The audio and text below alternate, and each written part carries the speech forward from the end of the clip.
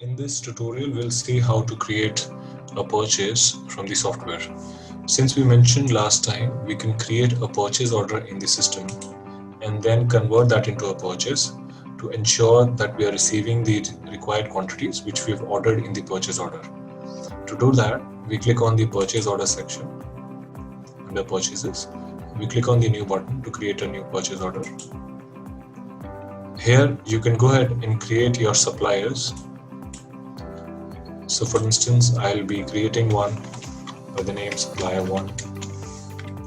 You can mention other details and click on create.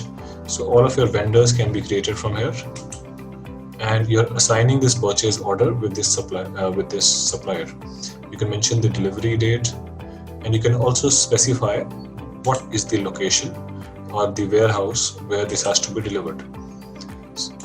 You can now scan these SKUs or the barcode of the product which have to be entered in this purchase order, or you can just search them by their item names. Do that for all of these items which are required, and you can also mention the quantities that you want to order. So in this case, I'm ordering 25 and 20 items, and a unit price can also be associated. So let's say these are the prices for these items, the purchase unit price that I want to specify, and I'll click on save to save this purchase order. Now this immediately gets sent over to the supplier over an email, and later at a point of time, let's say a couple of days later, when the supplier sends you these goods and you have to now upload them as a stock inside the system, then you head back to the same purchase order and then you click on create purchase. So now I'm converting the purchase order into an actual stock upload. So what this will do is, this will tell you the quantities that you had ordered in the purchase order. These are 25 and 20. You'll cross check these quantities and mention whatever quantities you have now received when the supplier has sent you these goods. So you will mention those quantities here. Let's say we have received all of these quantities.